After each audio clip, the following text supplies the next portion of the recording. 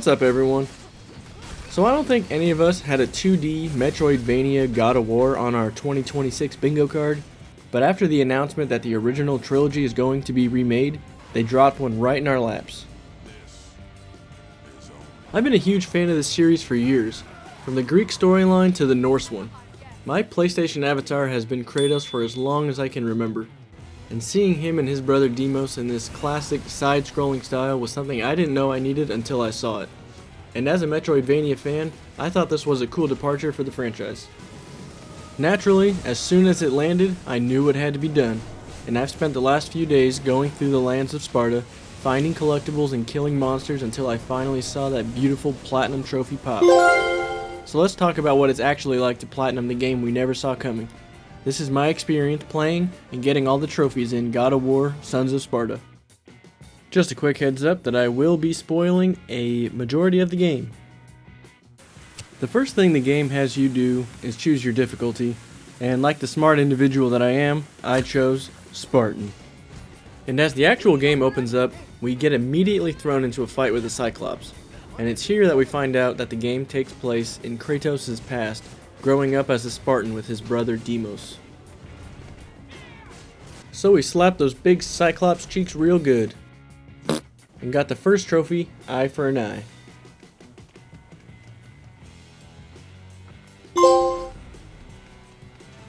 Moving through the first level, we see some familiar things, like struggling to open chests and killing mythological creatures. Get used to this. To a never before seen in any game ever made way of saving, by sitting at a bonfire. Then we get to Sparta, which acts like the game's safe hub and where we meet some of the other main NPCs. One of them is the sculptor Konstantinos, and he gives us a carved head that we will later need for puzzles and traversing through the world. Soon after setting out, we come across the first of a few god temples. These are the places that we get and upgrade the other equipment that will help us with traversal and killing enemies. The first one we get is the Solar Sling. A little bit later, and after killing a bunch more bad guys, I had enough blood orbs to upgrade my weapon and learn a skill. So I did just that and got 2 trophies, Self-Sufficient and Quick Study. Like any good Metroidvania, Sons of Sparta has plenty of hidden areas, and behind this wall in particular, I found a spear tip called the Burnt Splinter that burns enemies over time, and I pretty much used this exclusively for my entire playthrough.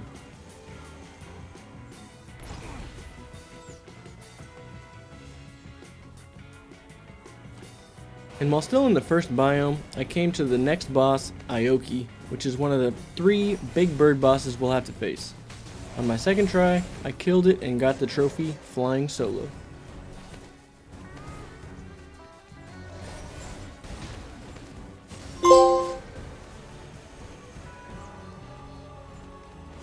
The next couple hours of playing was pretty much the same, going to new areas, finding godly equipment, and poking enemies with my spear.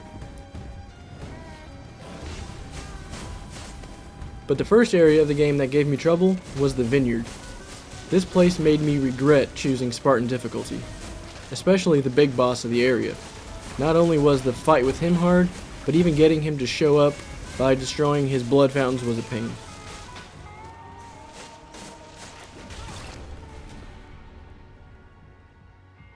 After breaking the 4 of the fountains that were scattered all over, I finally got to the boss.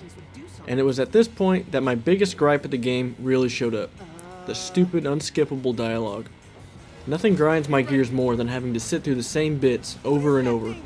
I realize I chose Spartan to give myself a challenge, but because of that I did die quite a few times, and having to listen to the same crap a dozen times was the most infuriating part. I wish I could say this was the only time this happened during my playthrough, but it wasn't.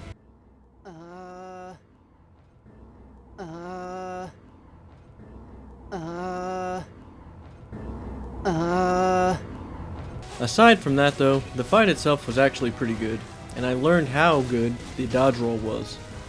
And after finally killing the wine blood boss, I got the Bathed in Blood trophy.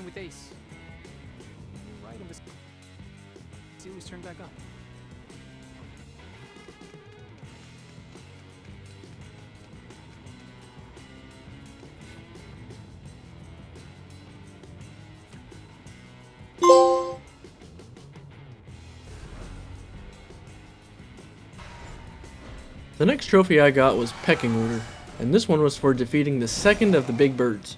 This is also where we meet the Griffin, who will make our lives a lot easier in the near future. And there's also this random Cuphead flying moment where you ride the back of the Griffin. It only happens this one time and it only lasts like a minute. At about halfway through the game, we get everyone's favorite metroidvania upgrade, the double jump. And this thing just makes life from here on out so much easier. Nike provides. It was another hour or so again before the next trophy popped, and this time it was for another boss called the Fylaki. This one wasn't as bad as the blood guy, and for killing it, I got the Evil Within trophy.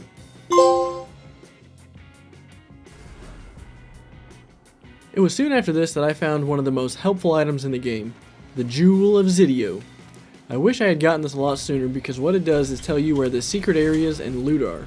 So instead of running around stabbing every wall, this thing told me exactly where to. And since just about everything else had to be picked up to get the rest of the trophies, this item made it that much easier. After running around some of the areas I had already been to get to some inaccessible places prior, I came to the last pedestal to upgrade my carved stone head and got the Bust Out trophy. At this point, I took a break from the main questline and spent a lot of time upgrading my stats and equipment. The way that's done in this game is by collecting special olives and finding shrines for each of the gods. The olives are usually hidden and can only be picked from the tree after going through a short gauntlet of enemies, and the shrines are usually just hidden and need to be found.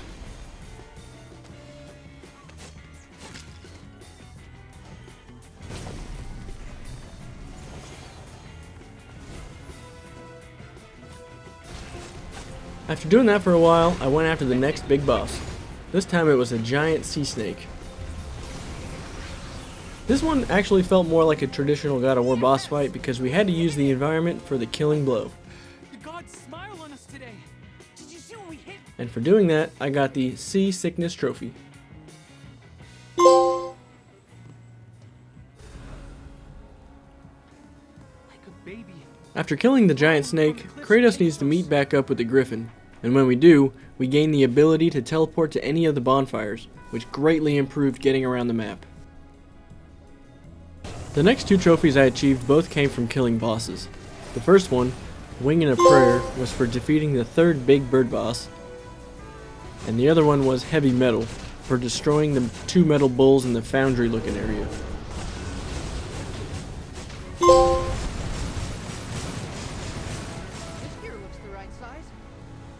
I haven't mentioned them yet, but there are two monkey NPCs that we'll visit from time to time. These guys will trade the collectibles we find for blood orbs or other equipment, and for turning in a treasure map that I found, I got the Rightful Owner's trophy.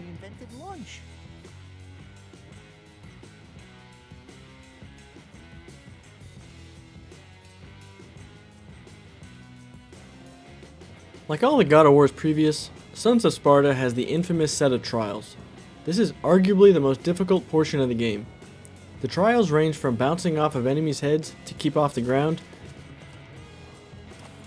to enemies that explode when they die. And once the trials are over, these guys on the wall will give Kratos a thumbs up or down depending on if I met the requirement or not. I again regretted doing this on Spartan difficulty. But once I finally completed all of them, I got the Battle-Tested trophy.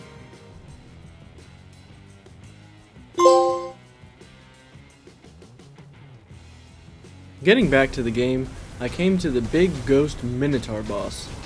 This one gave me trouble at first, but once I figured out the pattern to its attacks, I was able to bring it down and got the Horsing Around trophy.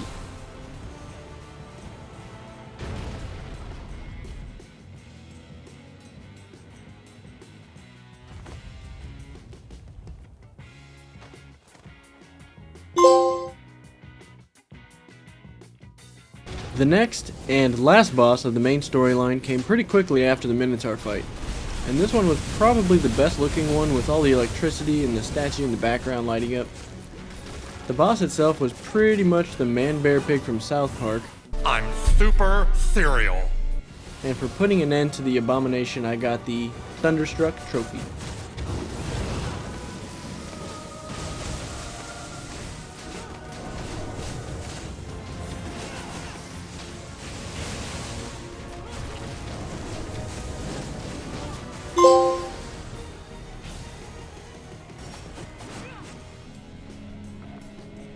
The next trophy popped within a minute of the last one, and this one is called With It or On It. I haven't talked much about the game and what it's about yet, because compared to what Kratos has done in the previous outings, this one seems a bit lackluster. It's pretty much just Kratos and his brother looking for their friend Vasilis that has gone missing. That's it. I get it, it's supposed to show him as a younger badass Spartan or something, but I came here for God of War, not hide and seek. Well, after we get that trophy, Kratos and Deimos carry Vasilis back to Sparta with all the friends we've made along the way. And I guess, isn't that what's important? No.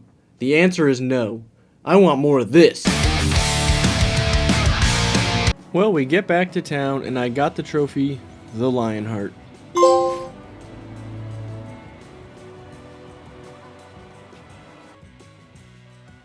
And with that, the main story of the game was done.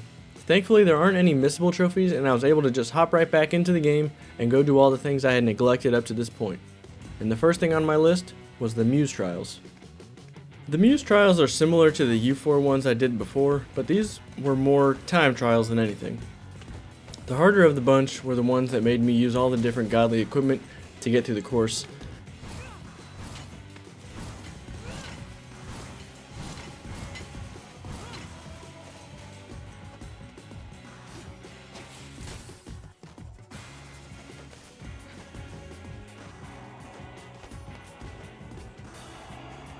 But after I completed all of them, I got the Amusing Trophy.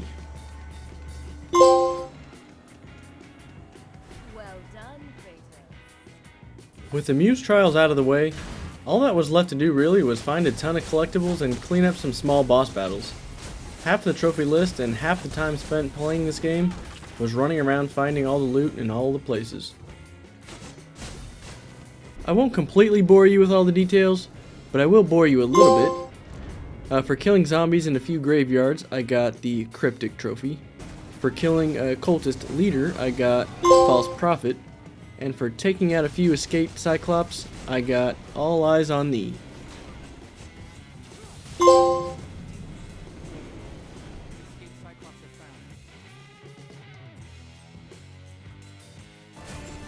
One battle that did stand out was having to face all three of the big birds at once.